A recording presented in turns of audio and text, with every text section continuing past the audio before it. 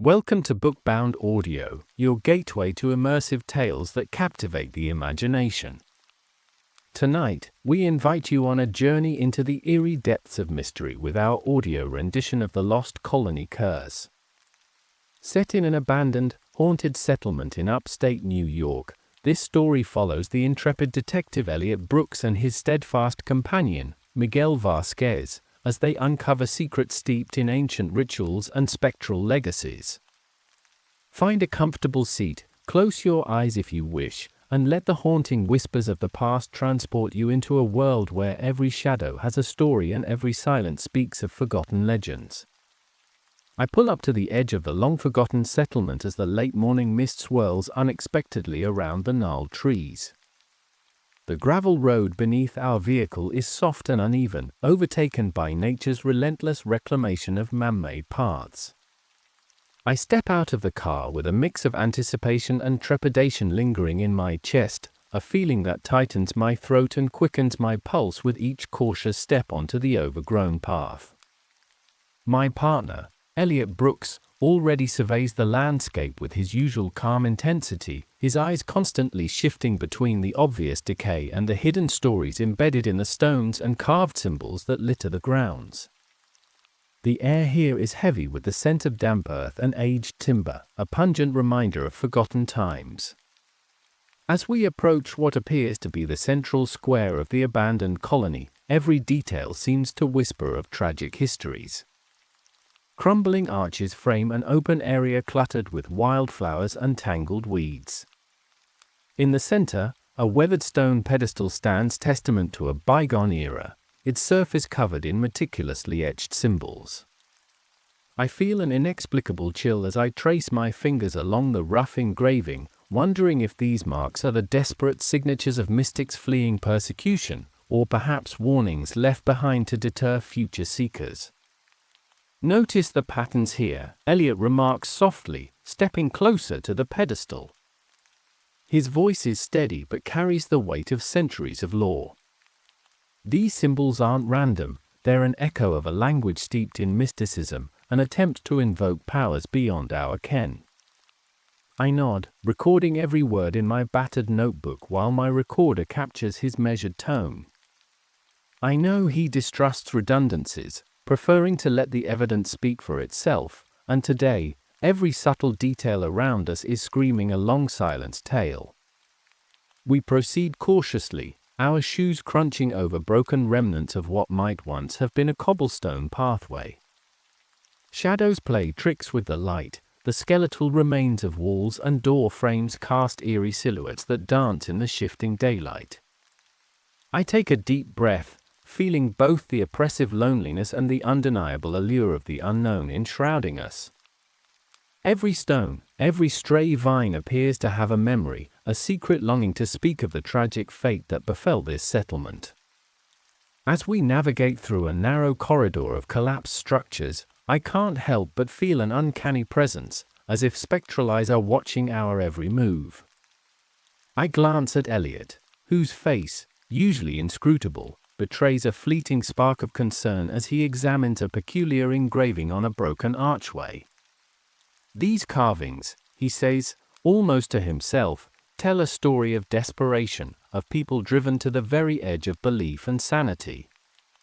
His gaze flits between the archaic writings and the locals' subsequent neglect of any care to preserve them, hinting at a story that was worth the effort and the ultimate sacrifice of its creators. My curiosity is piqued by a doorway half consumed by ivy and moss, its archway still intact, as if patiently guarding the secrets within. Elliot leads the way inside, the eerie silence punctuated only by the distant call of a coyote somewhere beyond the ruins. Inside, the corridor is reminiscent of a sacred hall, with the echo of our footsteps bouncing off walls that were once vibrant with unspoken hope and ritual. Faded murals, barely visible beneath layers of grime and time, depict enigmatic figures cloaked in robes and shrouded in mystic symbols. I lean in closer, my eyes tracing the delicate lines of paint now lost to the relentless passage of time, wondering if those figures were the very mystics whose desperate pact with otherworldly forces would doom them to oblivion. It isn't long before haunting phenomena begin to disturb the quiet.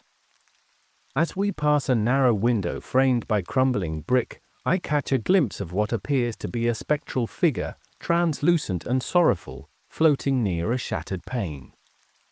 My heart lurches in that moment as I realize the apparition is not a trick of the light. I call to Elliot softly, "Did you see that?" His affirmation comes with a nod, his eyes reflecting both exhilaration and a measured caution.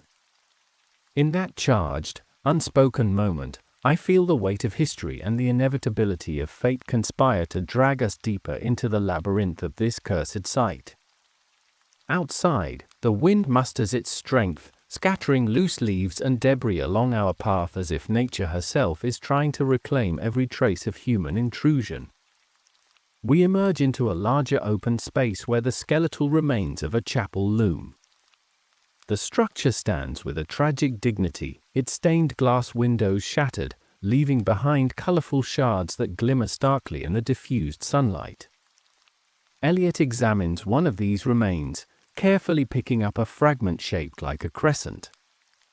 "These pieces," he murmurs, "are not just remnants, they're relics of the rituals that once held sway over this community." My mind races with images of clandestine ceremonies, of desperate souls seeking salvation in the direst of bargains. I jot down notes, my hand trembling ever so slightly, as if touched by an unseen force that compels me to record every nuance. The chapel's interior, though in ruins, exudes a macabre grandeur.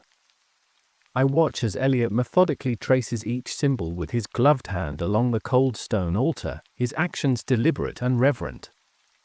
The silence is punctuated by the occasional creak of distant wood and the persistent whisper of the wind that seems to carry voices from another time. I stand by his side, absorbing every detail, the way the light plays upon his focus features, the quiet intensity of his dedication to unveiling the truth behind these relics. It strikes me profoundly that this place, abandoned by time and sealed in its own tragic destiny, might still hold the answers to human endeavors that defied the norms of society and nature alike. In the dim light of a fading afternoon, we stumble upon a narrow passage beneath the chapel, a hidden stairway descending into darkness. The air grows noticeably cooler and damper as we make our way down.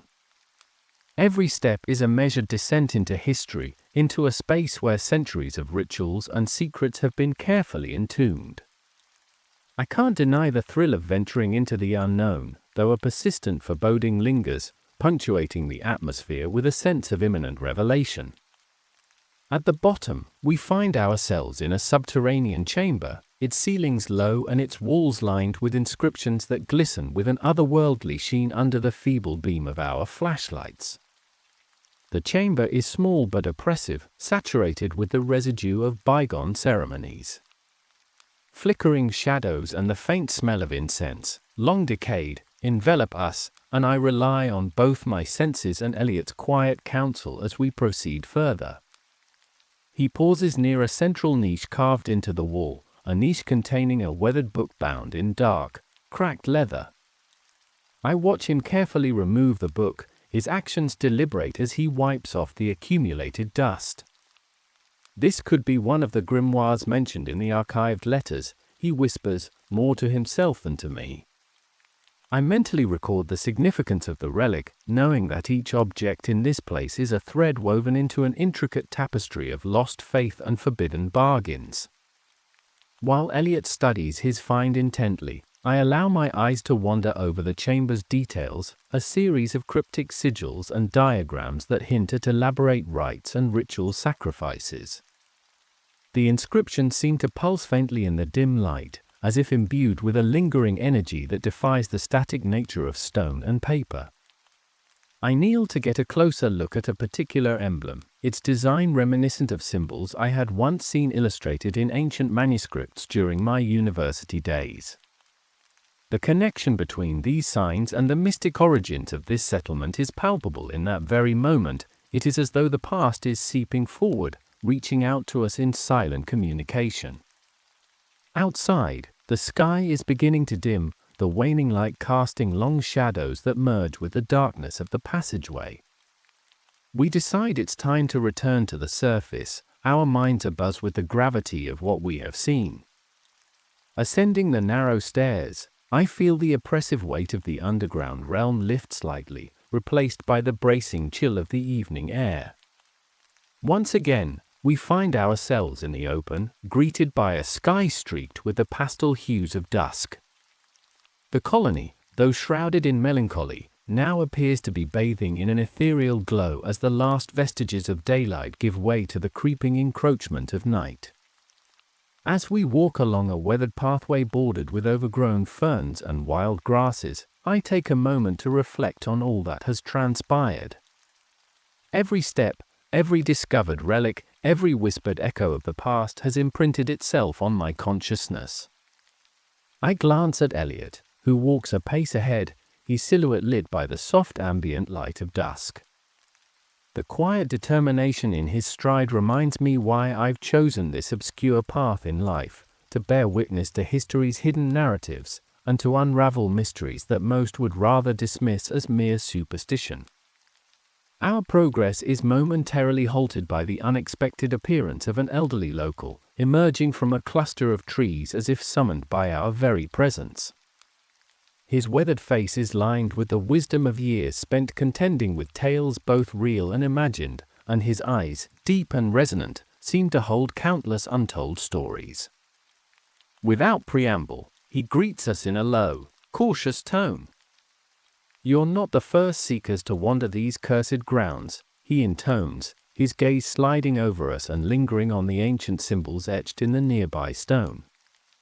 I can almost see the ghosts of his own past reflected in his eyes, a history marked by sorrow and secret knowledge. Elliot engages him quietly, his questions pointed and deliberate. The old man speaks of lineage and loss, of dark bargains struck in desperate times. His words are measured, each syllable laden with the weight of personal history, yet he refrains from offering more than cryptic insights. I listen intently, my fingers nervously tapping the cover of my notebook as I capture fragments of his tale.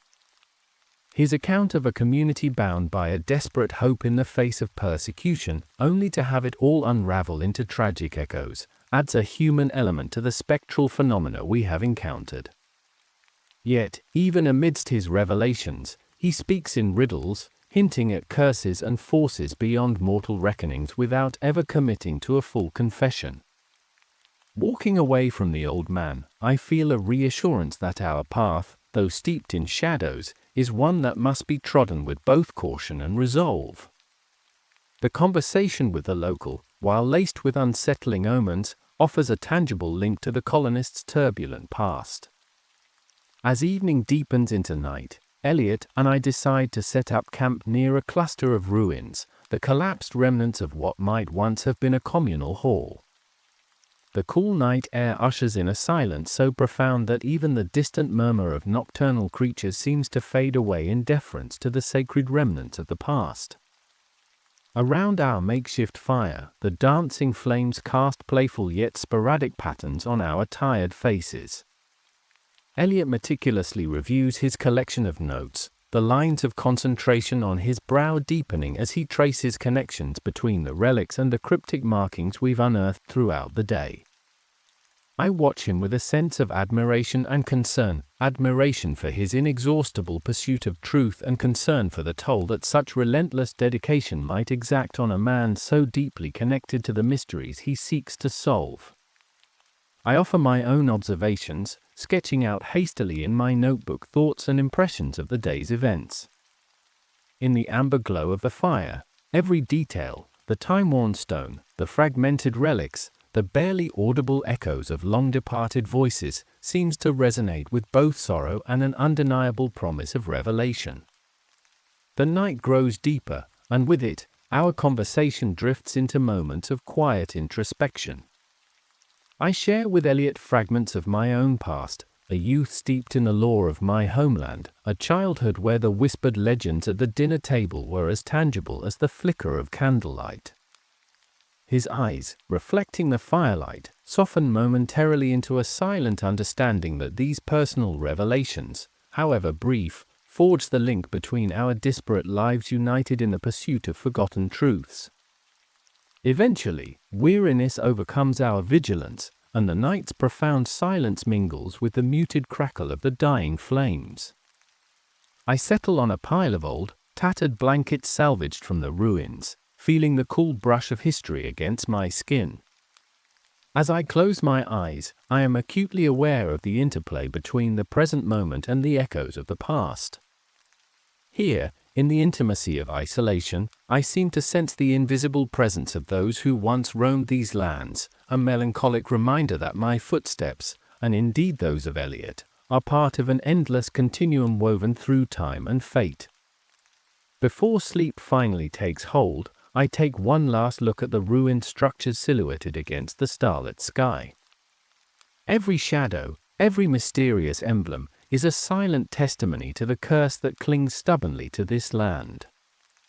And though I have no inkling of what tomorrow will bring, I know that the path we tread is one paved with both beauty and peril, an enduring promise that tonight, as always, the past has not yet released its grasp upon the present. In that solitary moment under a vast, night-spangled sky, I feel both the pull of history and the chill of impending destiny. The ruins around me breathe life into ancient grievances, and the gentle rustling of leaves seems to murmur names long since erased by time. I remain awake long enough to etch these impressions into my memory, a vivid, enduring portrait of a cursed land that has awakened for one fateful night.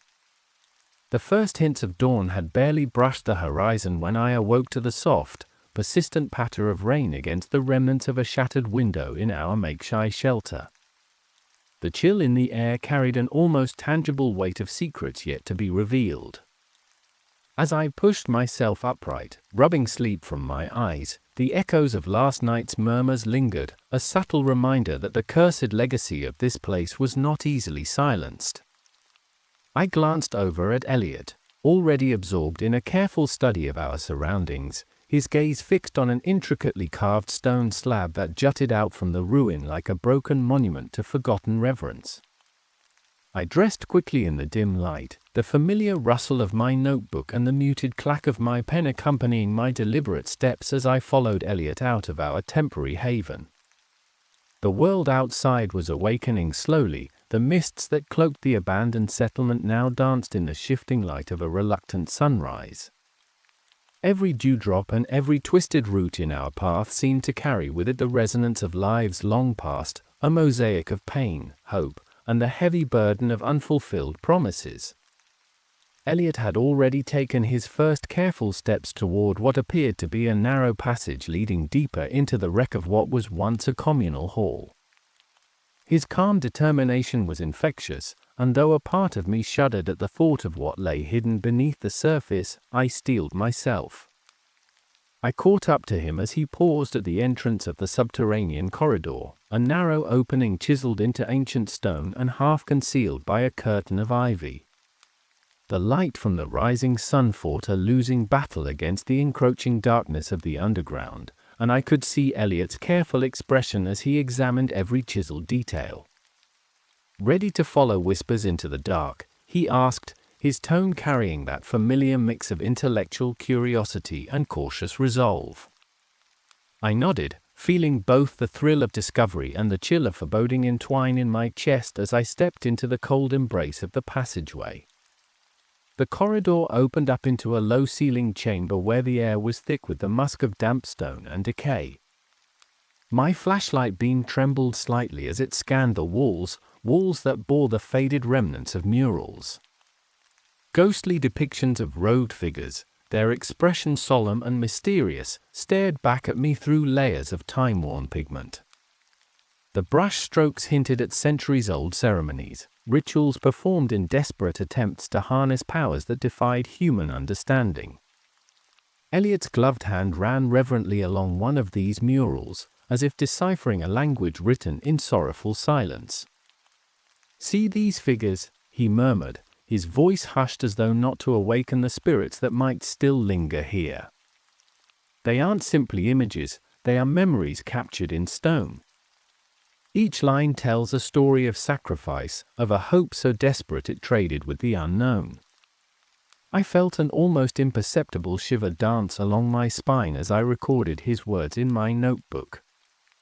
Every syllable etched a deeper layer of mystery into the cool air of the chamber. We moved as one through the labyrinthine space, our footsteps echoing softly amid the relics of a bygone era. In the further recesses of the chamber, a narrow archway beckoned us with its promise of secrets concealed for too long. As we approached, the beam of my flashlight revealed carvings that were far more intricate than anything I had seen before. The symbols twisted into complex patterns, resonating with an inexplicable energy that made my heart quicken. Elliot knelt beside the alcove and, with careful concentration, brushed a layer of dust from a small plaque. "This inscription, it's a plea, a binding vow," he stated softly, running his fingertip along the worn characters as if coaxing them to divulge their silent truth. I could see the intensity in his eyes, the same fierce determination that had led us here, driven by the need to unmask the mysteries of this forsaken colony. I copied the symbols in my notebook, careful not to miss a single detail, all the while feeling the heavy presence of centuries of secrets pressing in around us. Our progress was interrupted by a soft, almost imperceptible sound, a gentle rustling, like fabric stirring in a quiet room. I froze, my eyes darting toward the source of the sound. At first, I thought it might be the wind, but as it grew more distinct, a nervy tension called inside me. Elliot's hand went to the small revolver holstered at his side, his gaze narrowing. "Did you hear that?" he whispered. I nodded slowly, every instinct screaming that we were not alone in this crypt of memories.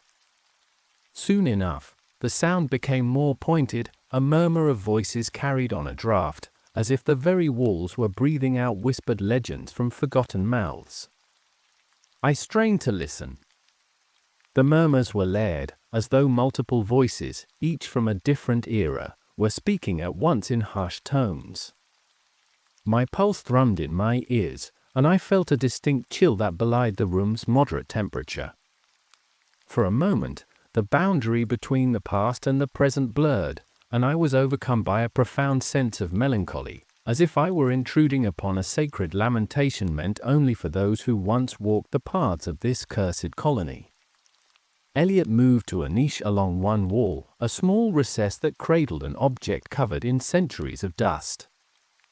With deliberate care, he cleared away the debris to reveal an ancient leather-bound book, its cover cracked and adorned with faded yet intricate designs.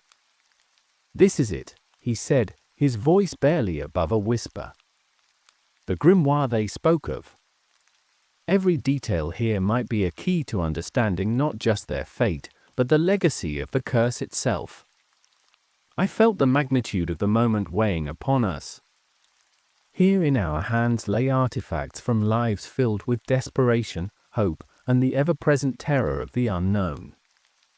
I sat beside him on the cold stone floor as we carefully opened the book, its pages yellowed with age and inscribed with a script so delicate it seemed as though the words might vanish with the slightest touch.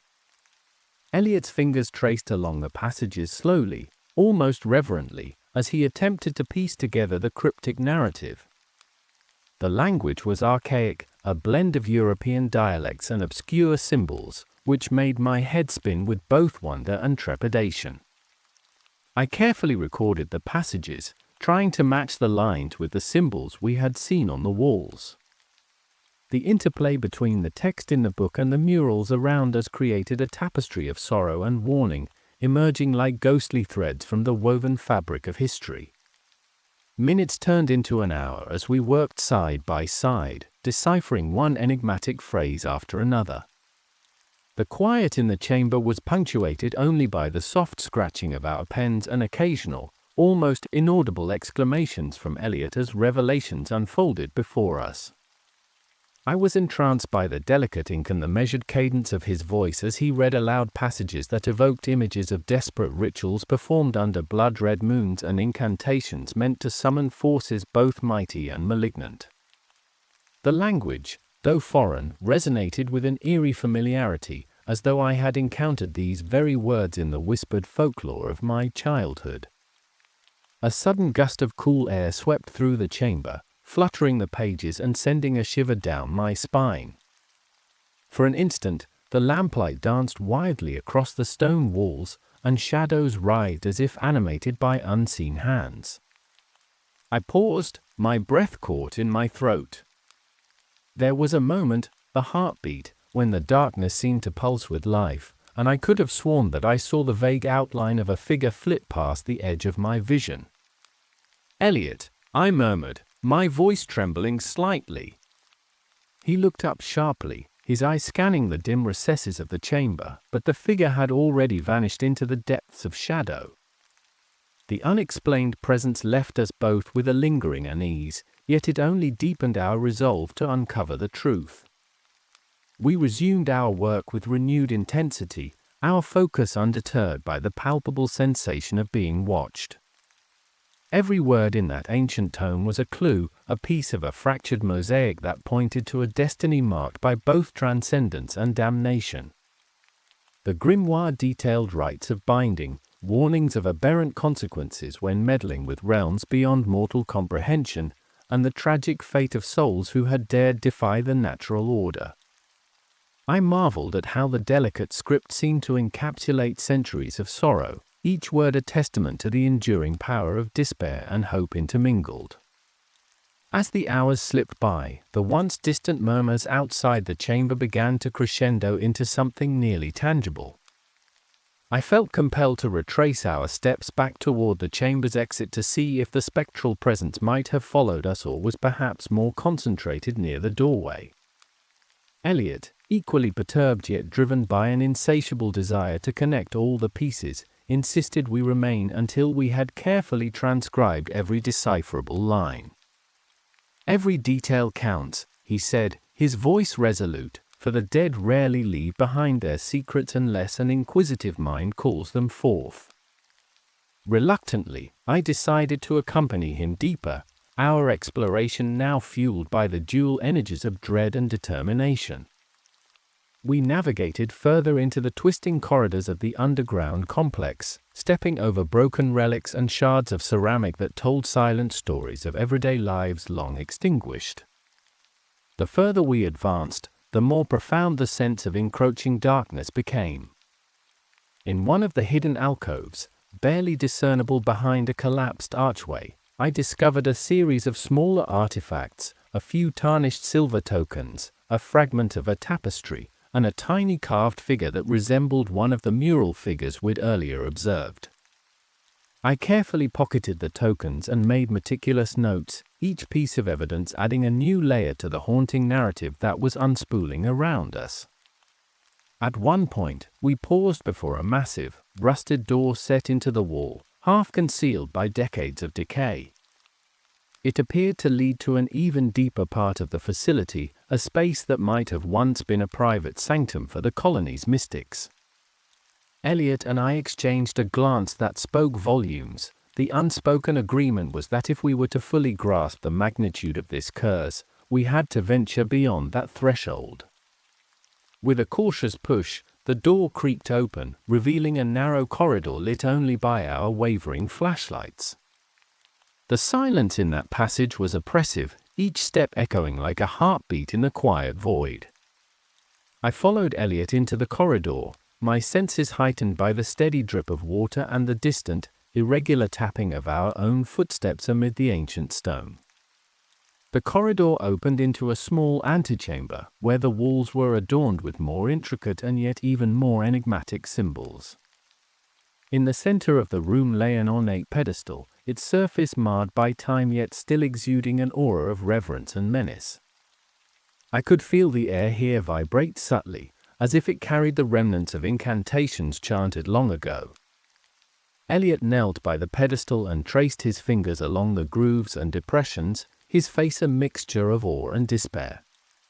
This is where they performed their most sacred, and perhaps most damning, rituals, he whispered, his voice barely audible above the persistent drip of ancient water. In that moment, I sensed a gravity that was both cosmic and intimately personal. I placed my hand on the cool, rough surface of the pedestal, and for an instant, the chill seeped deeper into my bones than mere cold could. My mind raced with the possibilities of what had transpired in this very spot, a desperate bid to defy fate, or a fateful exchange that had cost so dearly. As I knelt there, the past seemed to spill forth, not in words, but in the echoes of half-remembered dreams and the weight of collective sorrow. I could almost hear the murmured prayers of those who had long since faded into legend. Without breaking the spell, Elliot carefully retrieved yet another small object from beneath a concealed compartment in the pedestal, a delicate silver amulet bearing the same mysterious crest we had seen etched elsewhere around the colony. It shimmered weakly in the narrow beam of our light, a silent testament to a covenant forged in desperation and sealed by an unyielding curse. This, he said softly, "is never leaving me amulet, is the final piece of the puzzle, a fragment of the very essence our ancestors bartered with the unknown."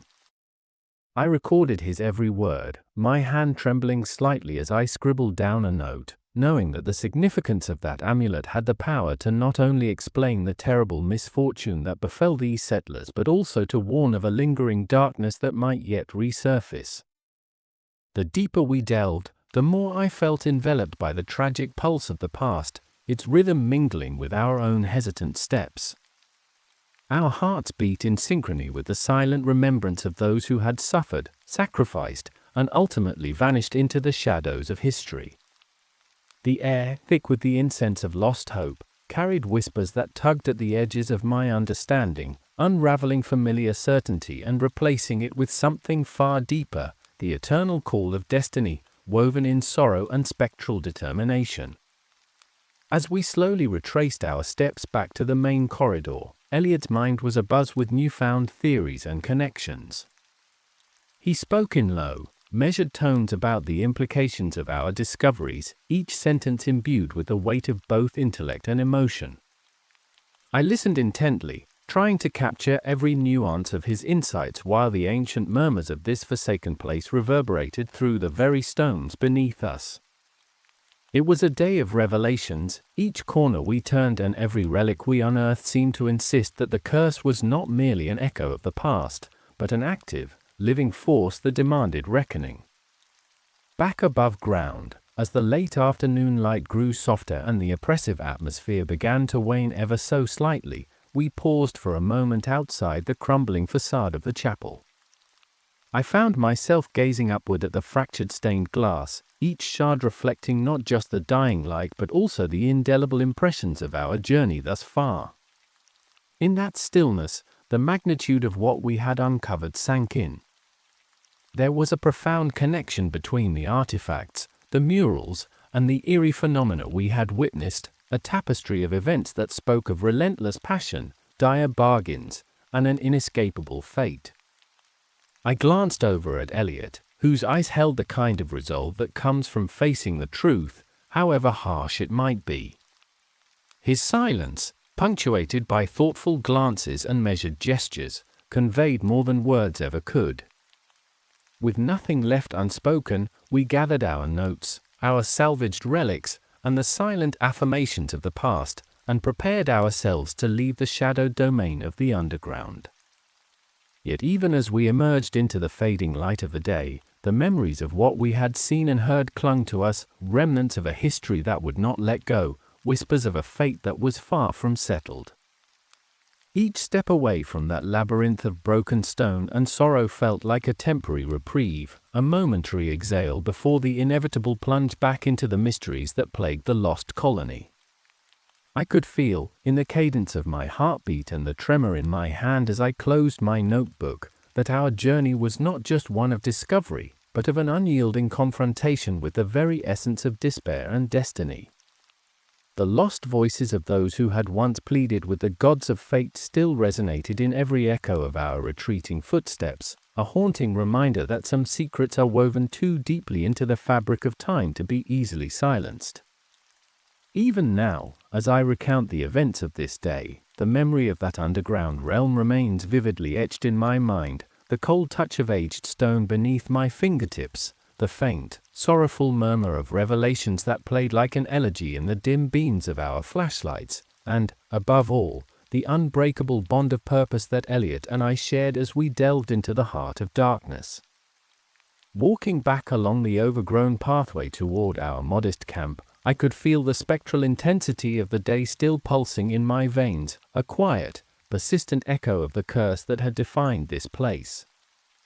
In the lingering twilight, as the dying light mingled with the first stars of the coming night, I knew that every step forward was a step deeper into the enigma that bound us to this cursed colony. My thoughts raced with the fragments of ancient vows and cryptic symbols, each piece a part of a mosaic that I was determined to complete, even if the entire picture might be too terrible to behold fully. And so, with the echoes of that day reverberating quietly in my soul, I continued on, the path ahead as uncertain as it was inevitable, each careful step taking me, and Elliot, further into the depths of this enduring enigma. Dawn had long surrendered to a deep, bruised twilight by the time we emerged from the labyrinth of underground chambers. The heavy air of the buried crypt still clung to our clothes as Elliot and I stepped out beneath a sky mottled with restless clouds and the distant grumble of thunder. The world above, though seemingly unchanged, now appeared to be a stage upon which the curse of this lost colony was preparing its final act. With every step along the dew-laden pathway, the memories of our recent discoveries mingled with the dread of what might come to pass. Elliot led the way back toward the crumbling remains of the chapel, a somber structure that had served as both sanctuary and tomb for the colony's secrets.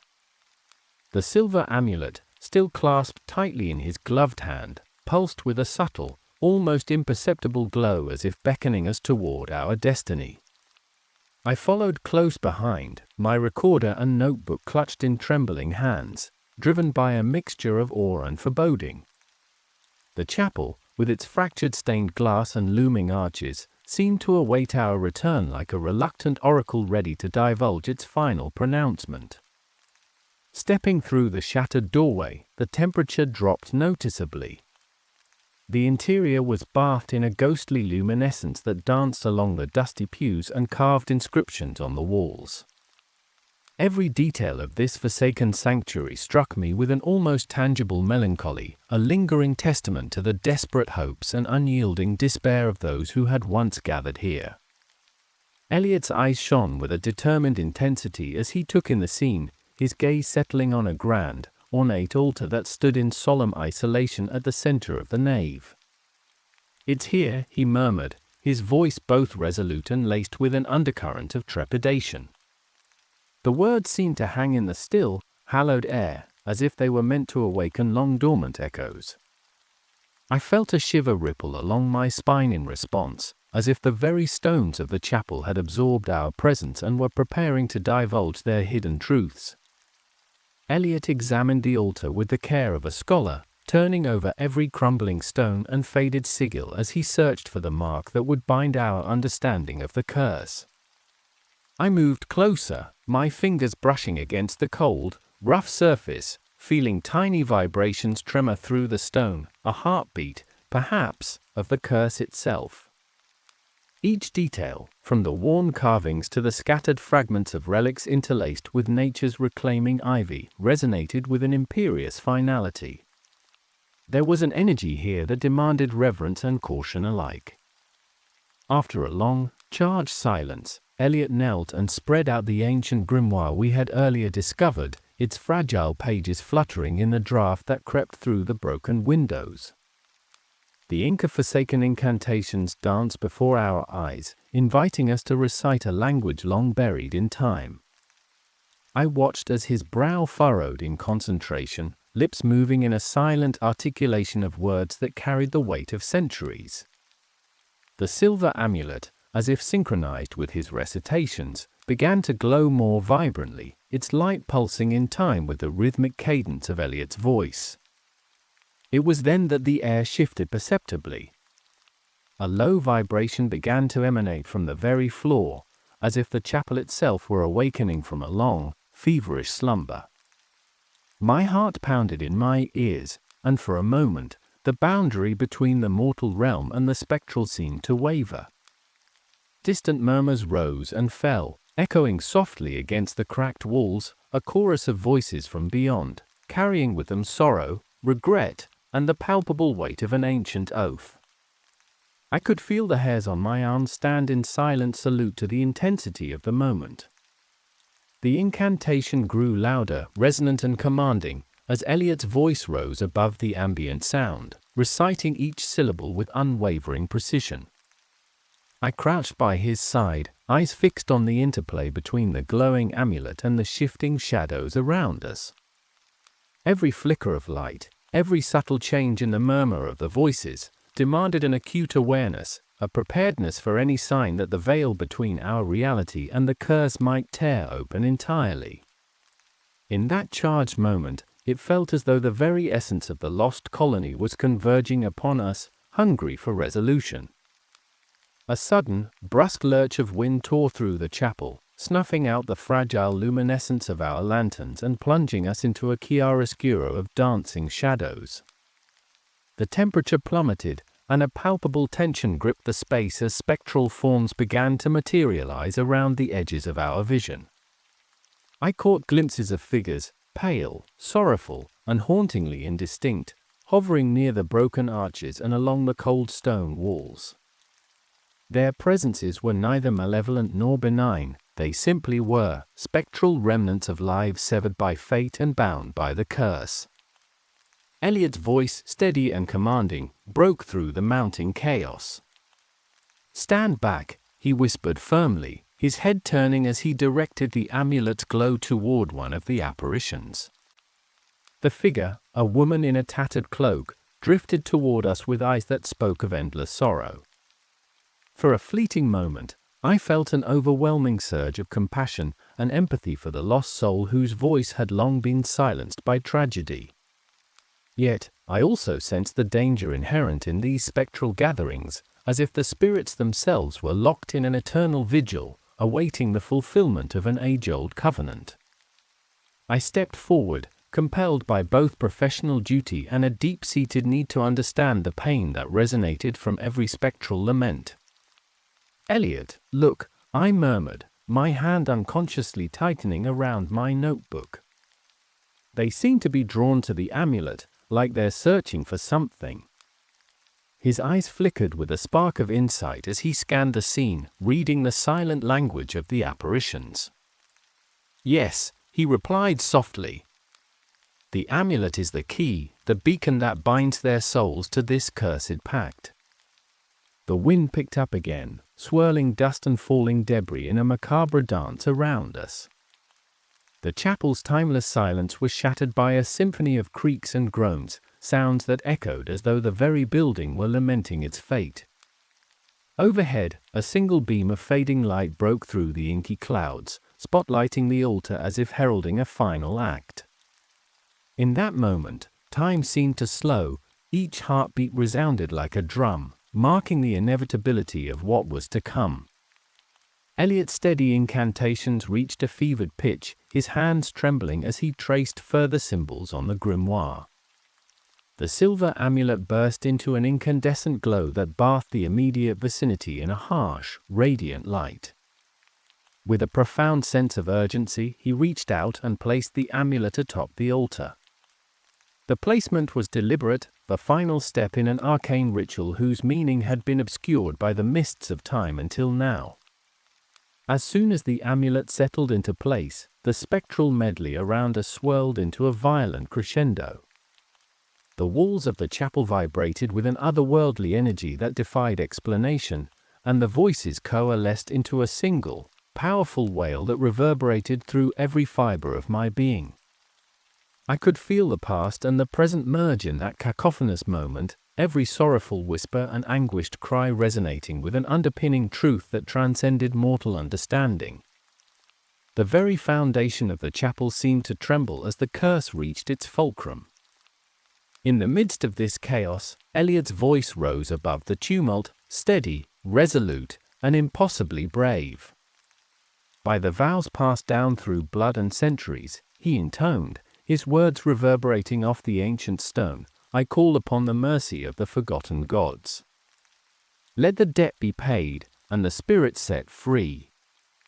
His declaration echoed like a spell, and I felt the ground beneath us pulse in response, a deep, sonorous beat that lent a tangible rhythm to the unfolding ritual. For a moment, time held its breath. The spectral apparitions slowed their relentless approach, and the turbulent wind softened as if contemplating the finality of Elliot's words. I leaned forward, every sense acutely tuned to the interplay of light, sound, and emotion. The silver amulet blazed brighter still, its luminosity a stark beacon in the encroaching gloom. At that moment, I sensed that we stood at the brink of a resolution forged in both sacrifice and revelation. An almost instantaneous silence descended upon the chapel, broken only by the soft, rhythmic drip of water from the ancient ceiling. The apparitions, now bathed in a surreal glow, began to dissolve like mist under the morning sun. A single visionary wail, filled with both despair and exultation, echoed through the hallowed space as the spectral forms gradually receded into the ether, leaving behind an atmosphere that was at once peaceful and profoundly tragic.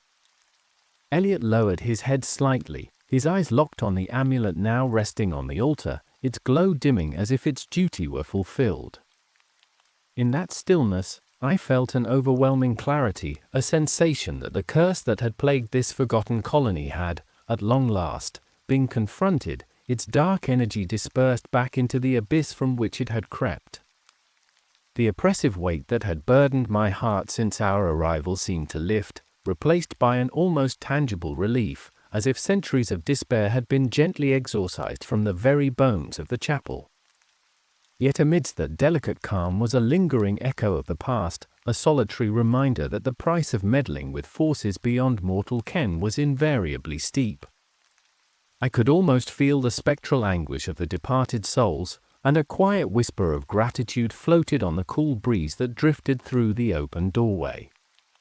Their lament was no longer a harbinger of doom, but a benediction onto a history marred by sorrow and redeemed by courage. Slowly, I rose from my crouched position, my legs unsteady but my spirit fortified by the incredible events that had unfolded in these hallowed ruins. Elliot's steady presence, his unwavering resolve in the face of the otherworldly, had been the linchpin that held our fragile reality together. Without a word, I moved to his side, and for a long moment, we simply shared the silence, a silence laden with both victory and the bittersweet weight of inevitable farewells. Outside, the distant storm had passed, leaving behind a sky streaked with the soft gold of early dawn. The fractured stained glass of the chapel caught the newborn light, transforming the desolation into an ephemeral canvas of shimmering color. I stood at the threshold of that ruined sanctuary, feeling as though I were witnessing the final bow of a timeless play, a cinematic farewell etched into the annals of history. Elliot finally broke the silence, his voice barely above a whisper yet filled with quiet triumph and solemn accountability. The debt has been paid, he said, as if speaking to the ghosts of both the past and the future. In that moment, a gentle smile, both weary and resolute, graced his features, and I knew that while the curse might linger in memory, its hold on this place had been irrevocably broken. Stepping out into the cool morning light, I felt almost reborn, each breath a celebration of the victory wrought from our relentless pursuit of truth. The world beyond these ruins seemed impossibly bright after the oppressive gloom of the cursed colony, and as I walked away with Elliot by my side, I could not help but glance back one last time at the chapel. The structure, scarred yet noble, now stood as a silent monument to the sacrifice, secrets, and sorrows of a bygone era. In that final cinematic moment, as the rising sun crowned the horizon with a cascade of golden light, the ruins whispered their fractured benediction, a timeless farewell etched in stone and spirit. The wind shifted gently, carrying a final murmur that blended with the rustling leaves and the distant echo of steps fading into the horizon. I paused for a heartbeat, my eyes taking in the majestic tableau, a world reborn from darkness, where even the deepest curses could yield to the light of unwavering resolve. And with that, I stepped forward, leaving behind only whispered legends and the legacy of a lost colony, while the cinema of the morning sky played out its final, enduring scene.